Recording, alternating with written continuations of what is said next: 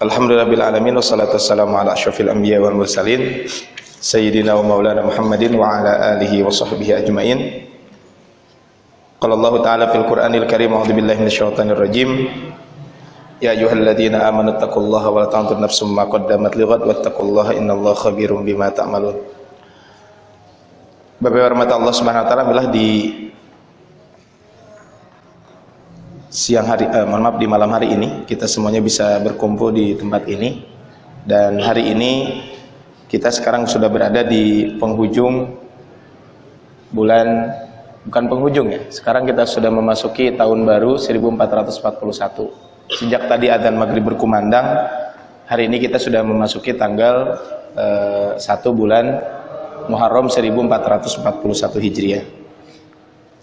Hari ini kita akan mengkaji satu hadis Nabi yang berbicara tentang keutamaan saum di bulan Muharram. Tapi tentu kaitan dengan saum bulan Muharram ini tidak berdiri sendiri. Maka kita pun perlu membahas kaitan dengan keutamaan bulan Muharram seperti apa. Kemudian yang kedua, hal-hal apa saja yang diajarkan oleh Nabi SAW dan yang tidak diajarkan oleh Nabi.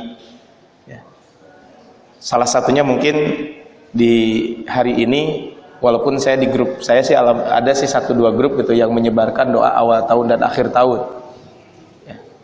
Yang sebenarnya kalau dibaca doa akhir tahun atau doa awal tahun itu secara makna tidak salah.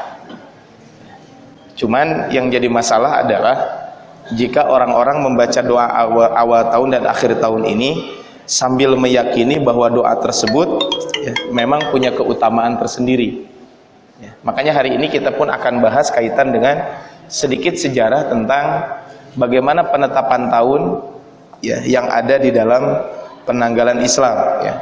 Jadi bagaimana penetapan awal tahun yang ada dalam penetapan Islam, supaya kita pun kaitan dengan ini ya. Kaitan dengan penetapan awal tahun ya. Kita betul-betul memahami kaitan dengan penetapan awal tahun ini, sehingga apa? Sehingga ketika kita menemukan ini ada doa di kita, contohnya doa awal tahun dan akhir tahun seperti apa. Tapi ibarat Allah Subhanahu wa taala, sebelum kita bahas tentang Muharram, mungkin sedikit kita bahas kaitan dengan sejarah penetapan awal tahun. Kalau kita membaca sejarah Nabi Shallallahu Alaihi Wasallam, bahwa di zaman Nabi Shallallahu Alaihi Wasallam, maksudnya di zaman Rasulullah SAW, itu di dalam penanggalan Islam belum ada yang namanya tahun. Ketika itu memang sudah ada tahun Romawi, tahun Masehi. Nah, tahun Masehi dan tahun Romawi memang sudah ada. Karena bangsa Romawi tentu lebih jauh lebih duluan dibanding bangsa Arab ketika itu. Penanggalan Masehi juga yang dikaitkan dengan Nabiullah Isa alaihissalam juga sudah ada. Tapi penanggalan Hijriah ini yang belum ada.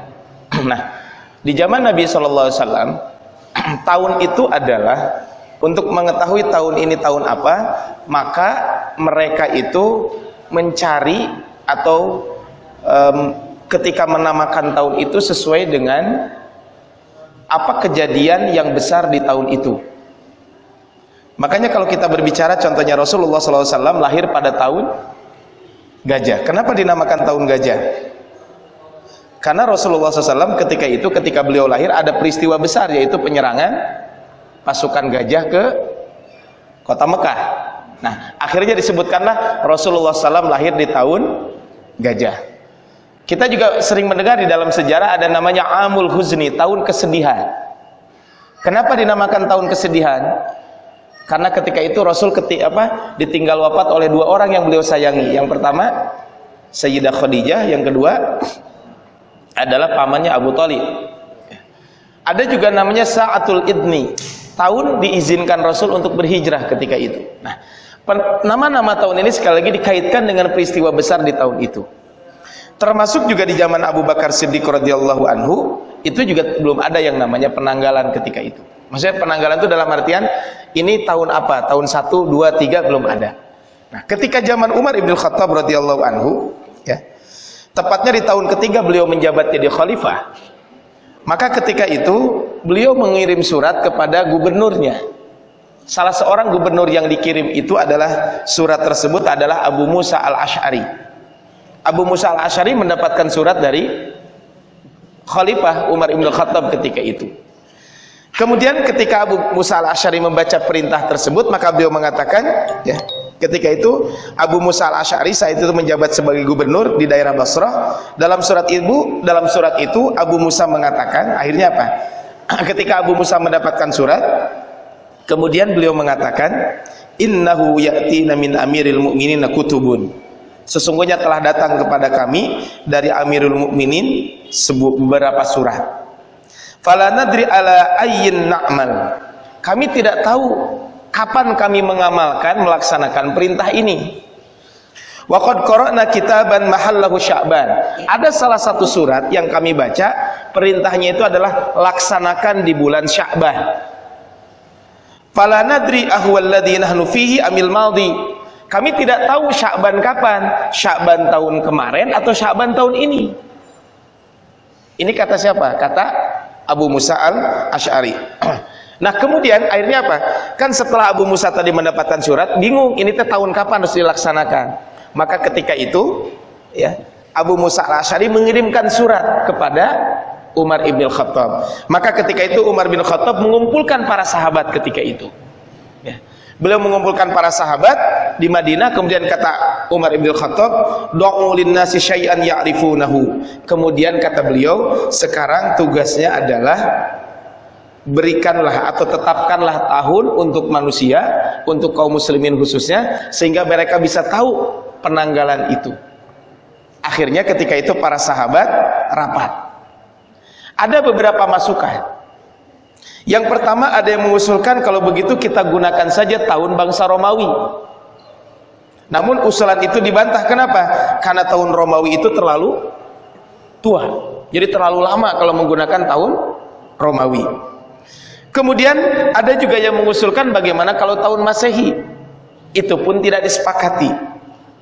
Kemudian akhirnya ketika itu ada yang mengusulkan bagaimana kalau kita menetapkan tahun itu adalah tahun ketika Rasul hijrah ke kota Madinah. Nah, sebelum disepakati ini, ketika itu Umar mengumpulkan kaum muhajirin di dalam Al-Mustadrak, Imam Hatim mengatakan, kata beliau, Umar bin Khattab mengumpulkan kaum muslimin ketika kaum muhajirin dan ansor. Beliau bertanya mulai kapan kita menulis tahun. Kemudian Ali bin Abi Thalib mengatakan kita tetapkan sejak Rasulullah SAW hijrah meninggalkan negeri syirik. Ini disampaikan oleh siapa? Oleh Ali ketika itu. Nah, sebelum ada penyampaian Ali ini, ada beberapa masukan sebenarnya. Pertama, ada yang mengusulkan bahwa lebih baik kita membuat tanggal itu adalah tahun pertamanya itu adalah kita mengikuti Rasul ketika dilahirkan. Jadi mengikuti ketika Rasul dilahirkan. Tetapi ketika ada usulan Rasul dilahirkan, ketika itu para sahabat tidak sepakat. Kenapa? Karena para sahabat ketika itu tidak menyepakati bahwa tahun Rasul lahir itu tahun kapan. Ya tahunya tahun gajah, cuman tahun gajah itu tahun kapan? Gak usah jauh-jauh Pak ya, di zaman Rasul gitu ya. Di zaman kita saja, mungkin jangan-jangan di antara kita juga pas tahun lahirnya nggak tahu bener atau enggak. Karena zaman dulu nggak ada akte kelahiran Pak ya. Sehingga orang tua kita tuh dulu mungkin kadang suka lupa juga. Apalagi mungkin kalau ya yang sekolahnya seangkatan saya, apalagi ke atasnya. Kan kalau sekarang mah kalau mau sekolah itu harus apa? Harus menggunakan apa? Menggunakan akte ya.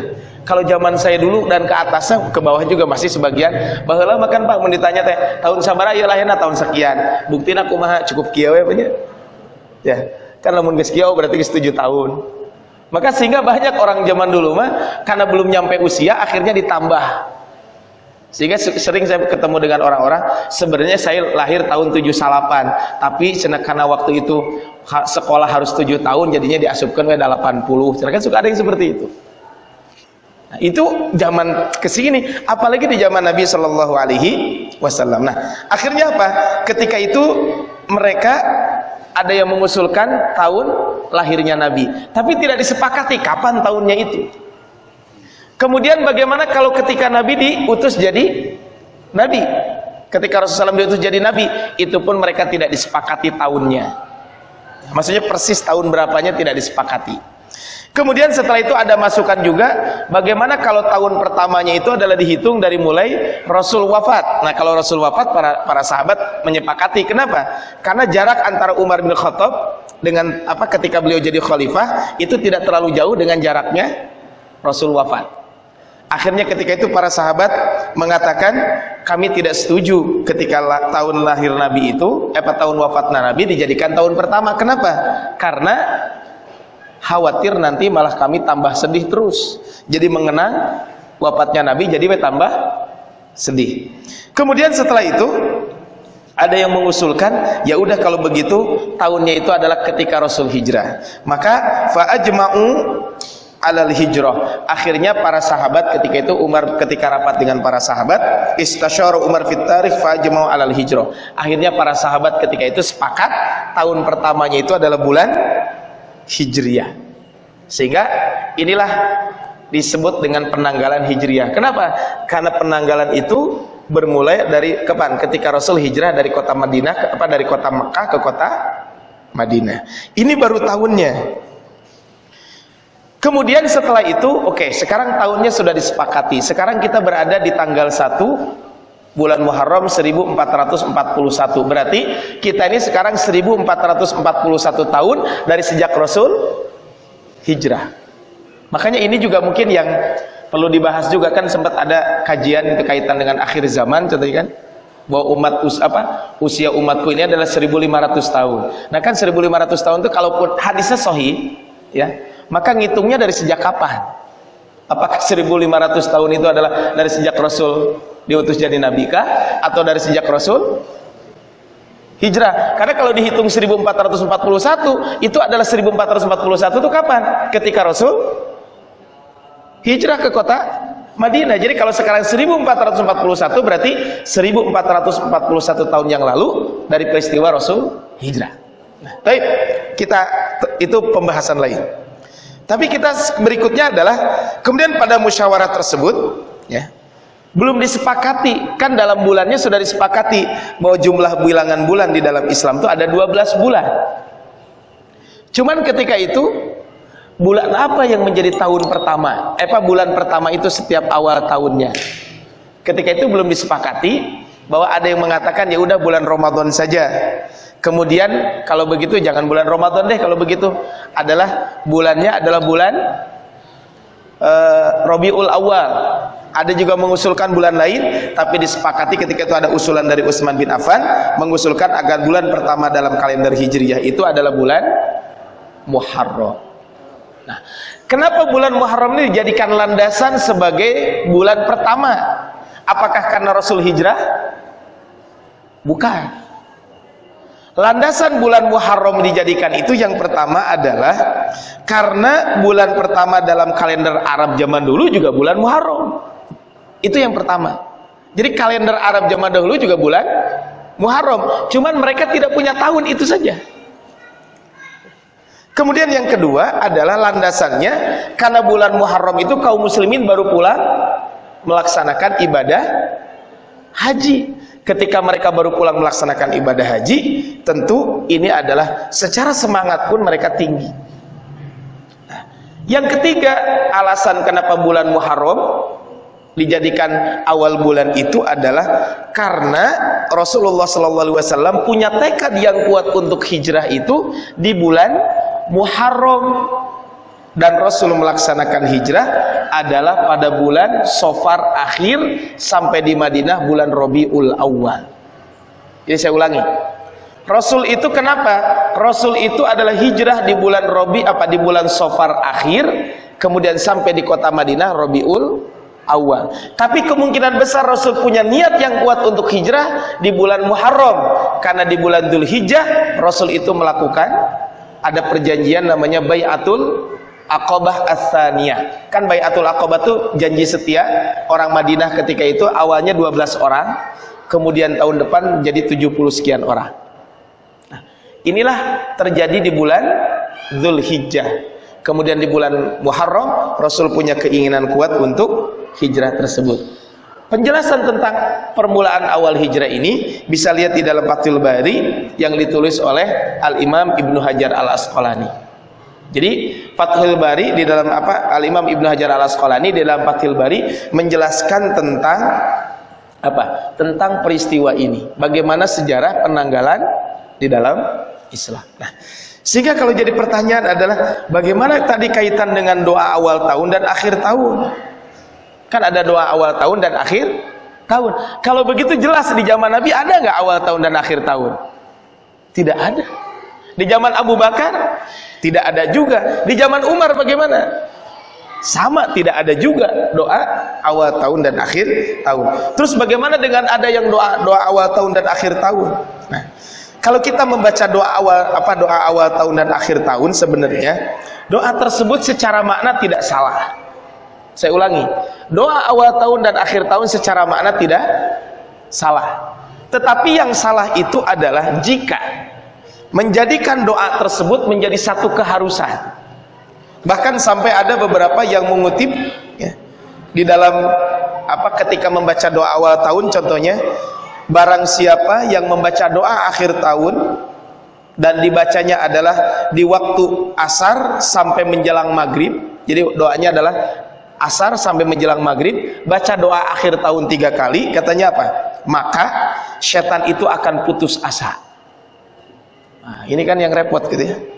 Kesusahan bagiku dan sia-sialah pekerjaanku, kata setan, menggoda anak Adam pada setahun ini, dan Allah binasakan aku satu saat jua. Dengan sebab membaca doa ini Allah ampunkan dosa setahun. Nah, ini kan tidak ada. Termasuk ketika membaca doa awal tahun, katanya barang siapa membaca doa awal tahun 3 kali ba'da sholat maghrib ya, sampai menjelang isya tentu ya, maka ketika membaca tersebut setan juga akan putus asa sambil mengatakan, telah amanlah anak Adam ini daripada godaan pada tahun ini, karena Allah telah mewakilkan 2 malaikat memeliharanya daripada fitnah setan. Tapi nu maca doa ge anger we katanya ku setan teh digoda wae. Ya memang sekali lagi adalah saya sampaikan kaitan dengan ini, bagaimana kaitan dengan doa ini. Maka kalau kita membaca doa itu kan ada 3 sebenarnya. Pertama doa dalam Al-Quran, yang kedua doa dalam hadis, yang ketiga doa yang ditulis oleh salafus soleh. Ya, salafus soleh itu bisa jadi para sahabat, para tabi'in, kemudian para ulama, termasuk mungkin juga doa yang kita gubah sendiri doanya. Nah, doa yang paling utama itu doa dalam Al-Quran dan hadis Nabi. Adapun doa yang digubah oleh para ulama gitu ya, boleh nggak kita membaca doa tersebut? Boleh. Jadi kalau Bapak Ibu ingin baca doa awal tahun akhir tahun, silakan saja baca doa. Kenapa? Karena tidak ada larangan doa di waktu itu. Tapi jangan sampai kita meyakini doa tersebut doa dari Nabi Shallallahu Alaihi Wasallam. Itu aja sebenarnya, sederhana gitu ya. Jadi kalau kita mau baca doa, silakan saja baca doa tersebut. Tetapi jangan sampai kita meyakini doa-doa yang tersebut adalah diyakini itu doa Nabi sehingga punya keistimewaan tersendiri. Maka saya kalau nanya, Ustaz bagaimana hukum doa awal tahun dan akhir tahun? Ya macam tenanau namanya juga berdoa, maka kapanpun boleh gitu. Ya kita sekarang berada di 1440 Hijriah, 41 Hijriah, ya namanya berdoa mah boleh-boleh saja. Ya Allah, semoga di tahun ini Allah memberikan keberkahan, kan boleh saja. Tapi jangan sampai tadi meyakini doa sekian kali kemudian nanti akan 1, 2, 3 dan seterusnya. Nah, kan kalau kaitan dengan ada keyakinan seperti itu harus ada dalilnya.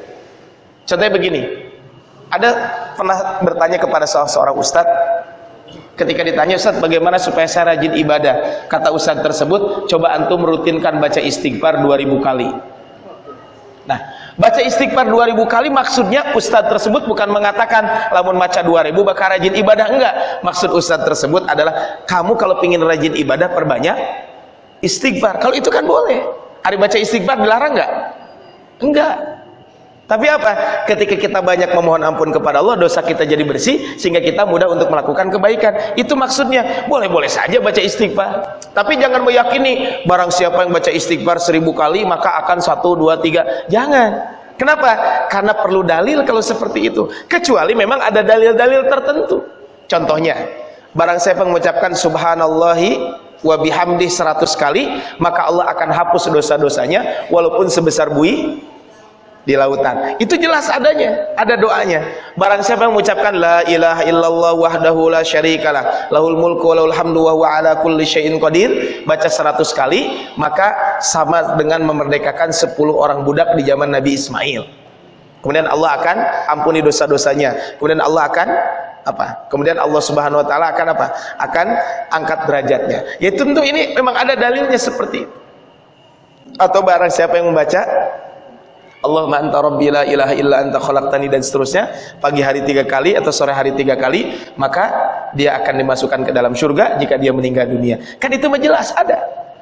Tapi kalau kita baca doa yang memang diajarkan dalam Quran dan hadis Nabi, kapanpun boleh kita baca. Tapi jangan sampai kalau baca dengan jumlah tertentu yang tidak disebutkan dalam Al-Quran dan hadis, kita meyakini itu yang dilarang.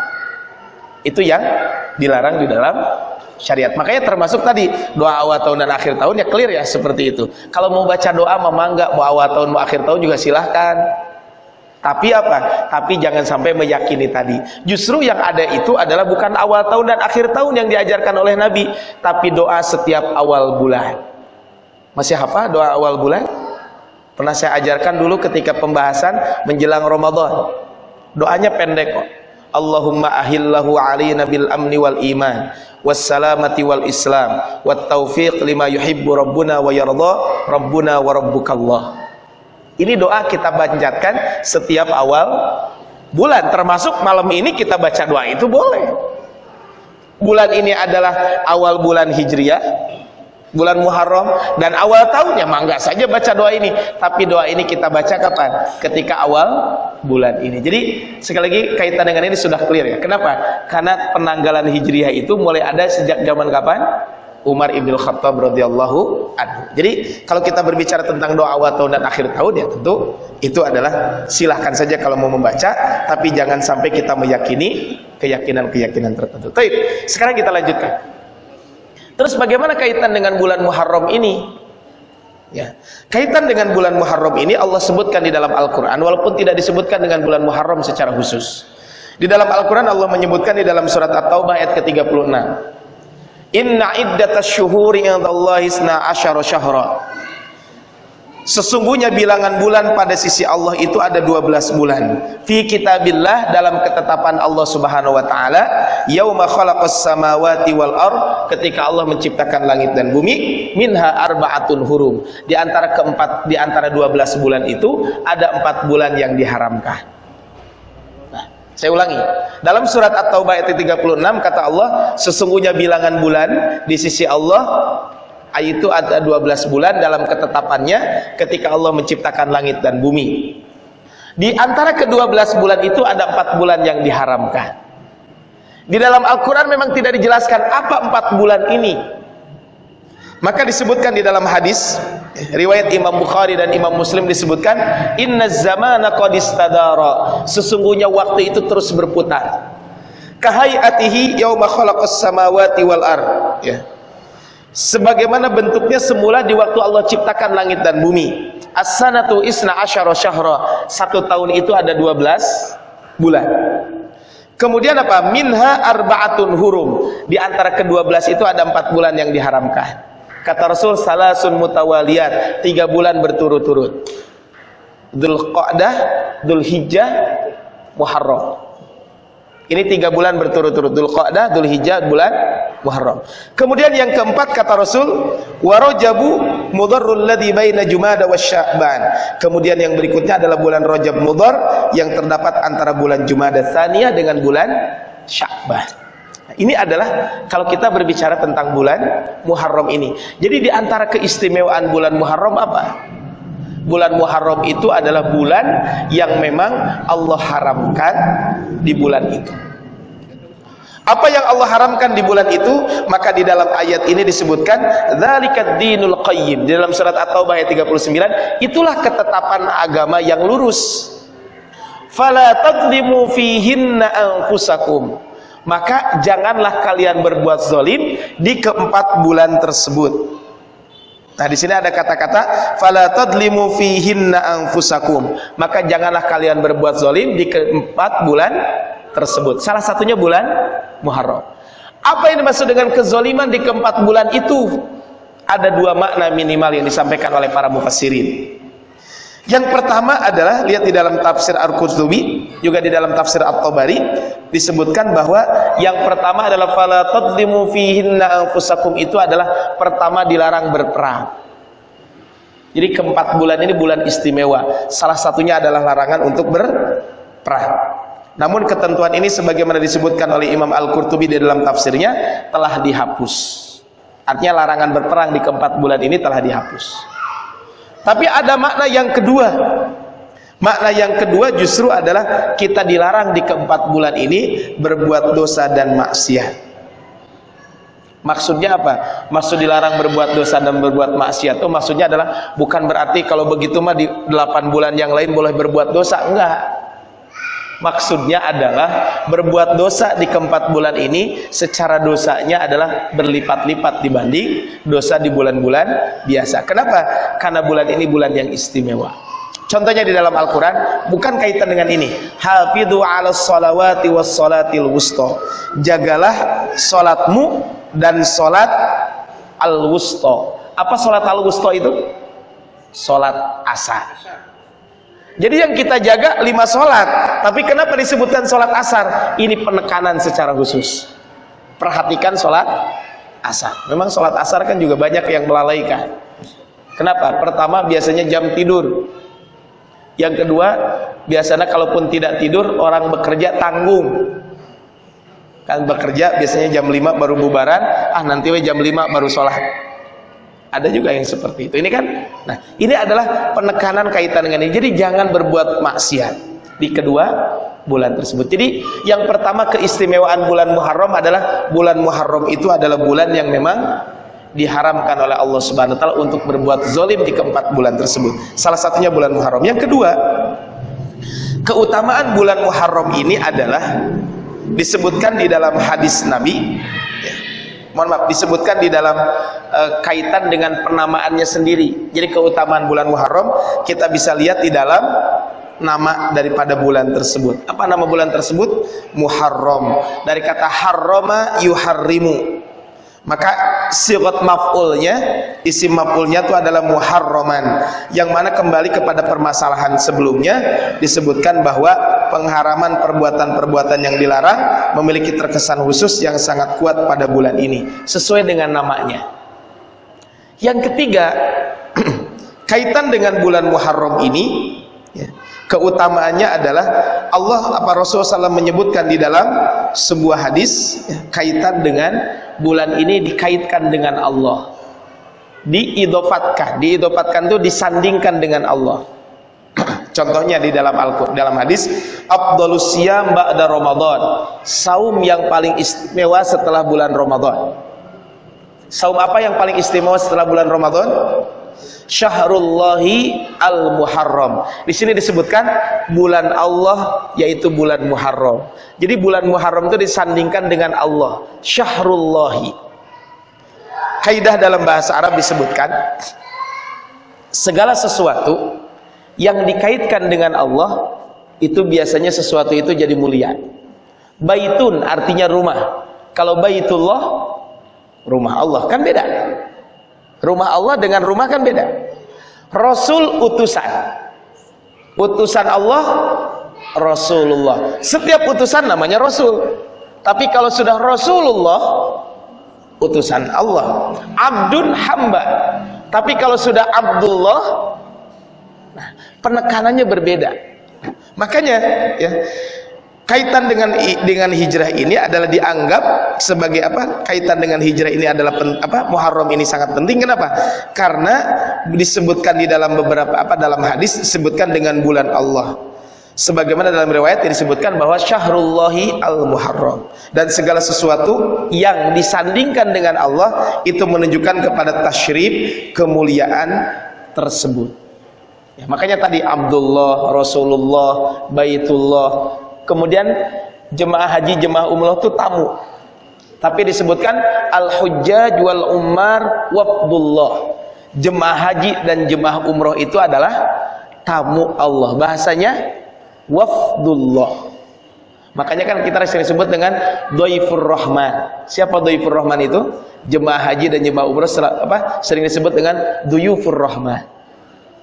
Ini menunjukkan tentang keutamaan ini. Jadi minimal 3 keutamaan inilah kaitan dengan bulan Muharram ini. Nah, terus apa yang kita lakukan di bulan Muharram? Nah, baru kita lihat di dalam hadis Bulughul Maram. Ya. Di dalam hadis Bulughul Maram disebutkan an Abi Qatadah al-Ansari. Hadisnya adalah dari Abi Qatadah al-Ansari. Kata Abi Qatadah al-Ansari, ya beliau mengatakan, kata beliau mengatakan bahwa anna Rasulullah sallallahu alaihi wasallam adalah Rasulullah sallallahu alaihi wasallam. Apa kata Abi Qatadah ketika itu? Beliau mengatakan bahwa sesungguhnya Rasulullah sallallahu alaihi wasallam su'ila an saumi yaumi Arafah. Rasul pernah ditanya tentang saum pada hari Arafah. Ini sudah kita bahas saum Arafah pada bulan kemarin. Saum Arafah itu apa? Yukaffirus sanatal madiyah wal baqiyah. Akan menghapus dosa kita yang setahun yang lalu dan setahun yang akan datang. Tapi kemudian berikutnya di sini wasu'ila an saumi yaumi Asyura. Maka Rasul ditanya tentang saum Asyura. Nah, kata Asyura di sini disebutkan fihi alifut ta'nis al-mamdudah. Asyura, ya ada hamzahnya di situ. Ya.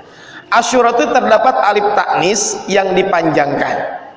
Wa huwa afsahu minal qasr, dan ia lebih fasih daripada dipendekkan. Asyura, gitu kan, ada Asyura ra alif hamzah. Itu lebih fasih dalam bahasa Arab.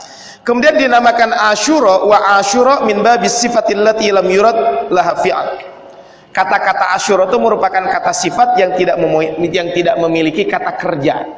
Jadi di mana-mana kata sifat ada kata kerjanya. Tapi Asyura ini kata sifat yang tidak memiliki kata kerja. Kemudian wat takdirnya maksudnya adalah di sini disebutkan yaumu muddatu Asyura, yaitu yang dimaksud dengan Asyura tersebut adalah hari masanya Asyura atau sifatnya Asyura. Jadi yaumi Asyura itu adalah hari yang sifatnya adalah Asyura. Apa yang dimaksud dengan Asyura tersebut? Wa huwa ma'khudun min lafdil ashir. Kata-kata Asyura itu diambil dari kata-kata ashir. Ashir itu maksudnya adalah kata-kata yang ke-10. Al-ashir itu artinya yang ke-10. Kenapa? Karena para ulama mengatakan fa innahu al-yaumal ashir min syahri Muharram. Dinamakan Asyura karena hari ke-10 di bulan Muharram. Waqila, tapi sebagian mengatakan innahu tasi min Muharram. Sesungguhnya Asyura itu adalah tanggal 9 di bulan Muharram, yaitu hari ke-9 di bulan Muharram, ya. Ma'khud min idmanil ibil. Karena ya disebutkan hari ke-9 di bulan Muharram diambil dari rasa halus atau dahaga seekor unta. Ya. Kemudian fa innal Arab tusammi yaumal khamis min ayyamil ward rub'an. Karena orang Arab menyebut hari kelima di hari-hari dahaga atau haus itu adalah disebut dengan hari keempat. Sehingga ketika dinamakan al-Asyura artinya hari ke-10 juga sebenarnya. Tapi mereka menyebutkannya seperti itu. Terlepas dari itu semuanya bahwa hari Asyura itu adalah tanggal 10 bulan Muharram. Apa kata Rasul? Faqala yukaffirus sanatal madiyah. Saum pada hari Asyura itu akan menghapus dosa-dosa kita setahun yang lalu. Ini kata siapa? Kata Rasulullah sallallahu alaihi wasallam. Baik, ya, kita lihat kaitan dengan saum Asyura. Ini disampaikan oleh Al-Imam Ibnu Hajar Al-Asqalani di dalam bukunya Bulughul Maram min Adillatil Ahkam. Jadi Rasul ditanya tentang saum Asyura. Ada hadis lain yang berbicara tentang saum Asyura ini. Yang pertama, afdhalus siyam ba'da Ramadan syahrullahil Muharram. Saum yang paling istimewa setelah bulan Ramadan adalah saum pada bulan Allah, yaitu bulan Muharram. Kemudian kata Aisyah, dulu orang-orang Quraisy itu pada masa jahiliyah biasa berpuasa pada tanggal 10 Asyura, yaitu pada tanggal 10 Muharram.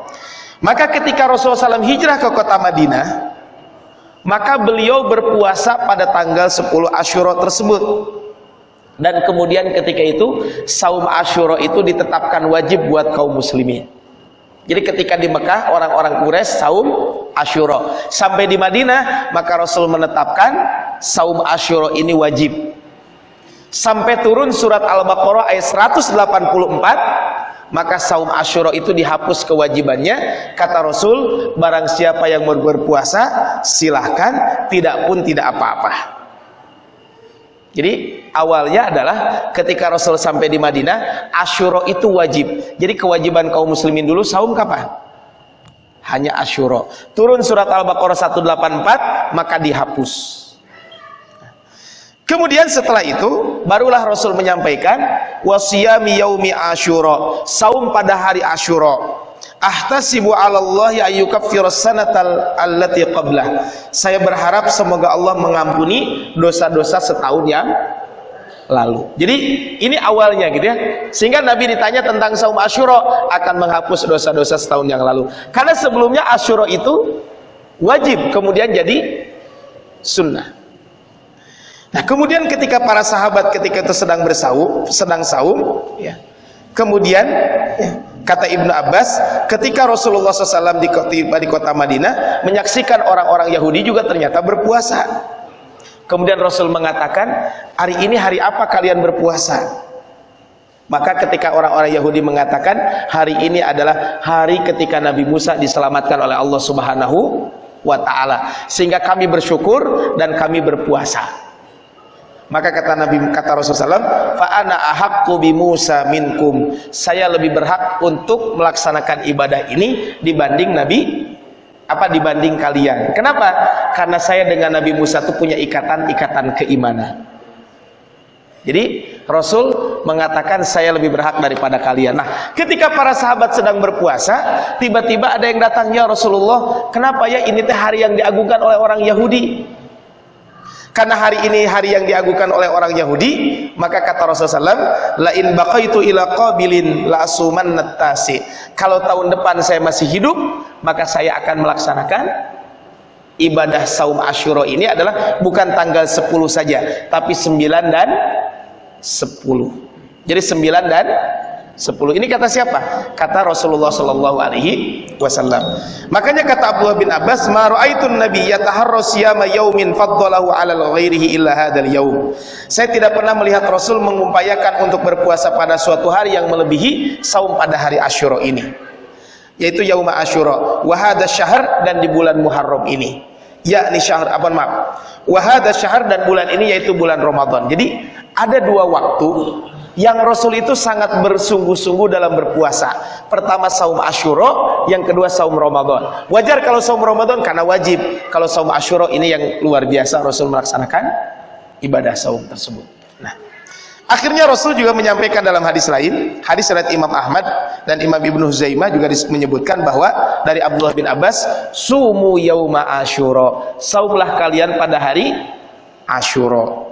Wa khalifu fihil yahud, dan hendaklah kalian berbeda dengan orang-orang Yahudi. Sumu qablahu yauman aw ba'dahu yaum, saum satu hari sebelumnya dan saum satu hari setelahnya. Nah, ini adalah kaitan dengan saum Asyura.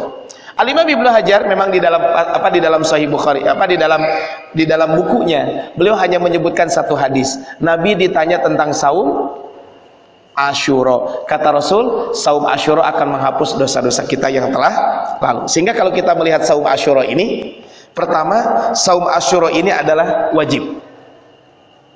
Kemudian setelah itu maka ya Rasulullah SAW, saum Asyura ini kalau kita lihat dari hadis-hadis ini bahwa Rasul itu ketika di Mekah biasa melaksanakan saum Asyura. Kemudian ketika sampai di kota Madinah, maka Rasul memerintahkan para sahabat untuk berpuasa, dan itu jadi kewajiban. Kemudian ketika turun surat Al-Baqarah ayat 184, maka saum Asyura itu jadi sunnah. Jadi saum Asyura itu jadi sunnah. Nah, ini adalah penetapan saum Asyura ini. Nah, terus pertanyaannya adalah bagaimana tata cara kita saum Asyura? Kan tadi hadisnya ada 3 kurang lebih. 1, Rasul saum tanggal 10, tapi ini masalahnya orang Yahudi yang berpuasa di tanggal itu. Kemudian dalam hadis riwayat Abdullah bin Abbas mengatakan, kalau tahun depan saya masih hidup, saya akan berpuasa 9 dan 10. Kemudian ada hadis dari Abdullah bin Abbas lagi, riwayat Imam Ahmad disebutkan, saumlah pada hari Asyura, berbedalah kalian dengan orang Yahudi. Saum satu hari sebelumnya dan saum satu hari setelahnya. Artinya kalau kita lihat di sini, kata Imam Ibnul Qayyim di dalam bukunya Zadil Ma'ad fi Hadi Khairil Ibad, kata beliau, saum Asyura ini ada 3 tingkatan. Pertama, kata beliau, saum 3 hari, 9, 10 dan 11. Yang kedua, saumnya adalah 9 dan 10. Kemudian yang ketiga adalah saumnya tanggal 10 saja. Memang sebagian ulama mengatakan saum pada tanggal 10 saja itu saum yang dimakruhkan. Kenapa dimakruhkan? Karena itu menyerupai orang-orang Yahudi, sehingga Nabi mengatakan seandainya tahun depan saya masih hidup, saya akan saum 9 dan 10. Ternyata Rasul tahun depan ketika bulan Muharram itu beliau sudah meninggal dunia.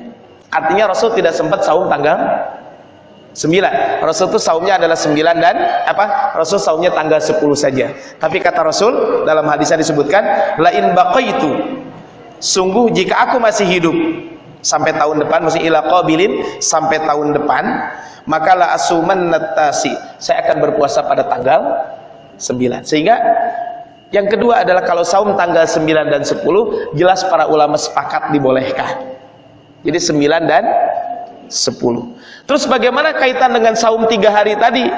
9, 10 dan 11. Nah, kaitan dengan hadis ini memang para ulama debat tebal tentang hadis Nabi, saumlah kalian pada hari Asyura, saum 1 hari sebelumnya dan saum 1 hari setelahnya. Ada sebagian ulama mengatakan hadis ini hadis lemah. Tapi kata Imam Ibnul Qayyim, kenapa kata beliau saya mengatakan yang paling istimewa itu adalah derajatnya saum 9, 10 dan 11. Kenapa? Kata beliau, yang pertama adalah sebagai bentuk kehati-hatian. Maksudnya gimana Pak kehati-hatian itu? Khawatir tanggal 1-nya itu tidak pas. Saya nggak tahu benar nggak, katanya di kalender ada yang mengatakan tanggal 1-nya hari ini, ada yang mengatakan besok. Saya tidak memperhatikan tanggal karena di rumah saya penanggalannya tanggal 1-nya besok. Katanya ada yang ada kalender yang tanggal 1-nya hari Sabtu ini. Jadi sekarang kita sudah tanggal 2 gitu. Nah, makanya kalau kita 9, 10, 11 kita saum 3 hari, maka menjaga kehati-hatian. Seandainya tanggal 1-nya itu adalah hari kapan? Hari Sabtu ini, hari Sabtu hari ini, berarti kita masih kebagian saum tanggal 10-nya, yaitu ketika saum tanggal 9 itu berarti kita saum tanggal 10 sebenarnya. Ada yang masih kebagian. Atau seandainya penanggalannya terlambat, kita terlalu cepat tanggal 1-nya, maka sebenarnya ketika saum 10 dan 11 itu kita kebagian 9 dan 10. Maka di sini sebagai kehati-hatian, kemungkinan penetapan awal bulan tidak tepat, maka puasa tanggal 11-nya akan dapat memastikan bahwa kita seseorang berpuasa pada tanggal 10 itu. Maka ini kemungkinan akan seperti itu. Nah, ini adalah kaitan dengan saumnya itu. Yang kedua adalah bisa dimasukkan juga kepada saum 3 hari dalam setiap bulan yang disebut dengan ayyamul bidh. Maka inilah landasannya Imam Ibnul Qayyim mengatakan saumnya itu adalah 9, 10 dan 11. Dan apa kata Rasulullah SAW?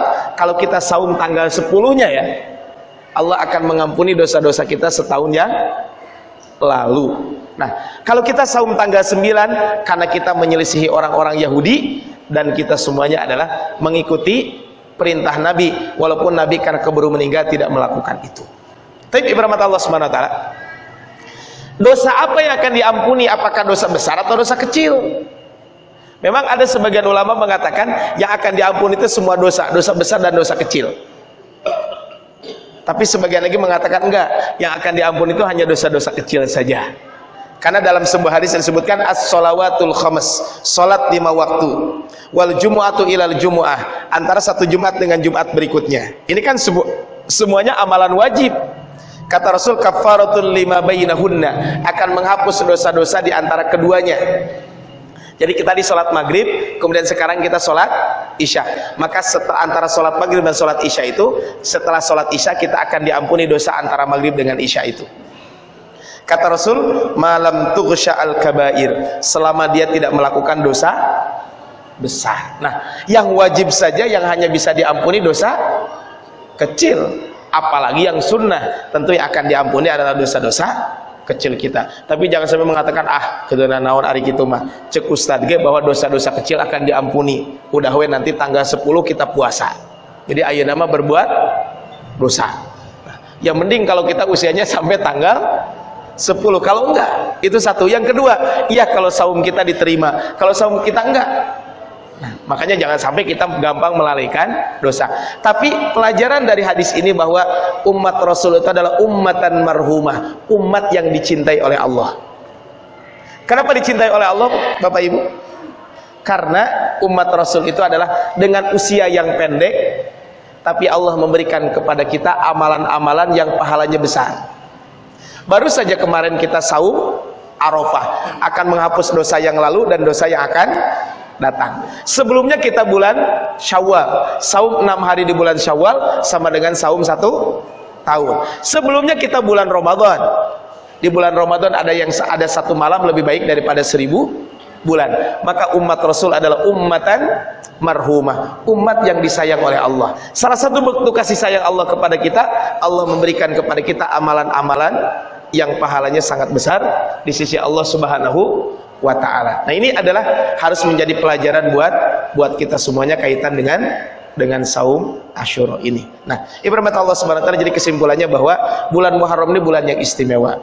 Tetapi keistimewaan bulan ini jangan sampai juga kita melakukan sesuatu yang memang tidak dicontohkan oleh Nabi.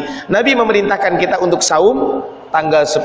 Syukur-syukur 9 dan 10-nya bisa kita lakukan, atau 9, 10 dan 11 bagian daripada kehati-hatian. Adapun tadi saya sampaikan doa awal tahun dan akhir tahun itu adalah kalau mau baca silahkan, tapi jangan dijadikan satu keharusan.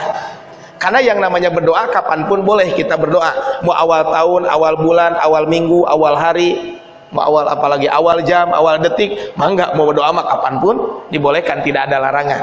Ya. Kemudian berikutnya adalah kaitan dengan Asyura, kita diperintahkan untuk saum. Jangan melakukan hal yang aneh-aneh, jangan melakukan kesyirikan. Bisi, contohnya ada orang-orang kan di beberapa tempat mah Asyura itu adalah benda-benda keramat dikeluarkan di mandiah. Kemudian airnya nanti dijadikan jadi untuk mandi dan lain sebagainya. Atau ada lagi yang melakukan ritual lain, ada kebo dikeluarin, kemudian dia ngeluarin kotoran, kotornya diperebutkan. Nah, ini tidak diajarkan oleh Islam. Ada juga kelompok yang di bulan Muharram itu bersuka cita.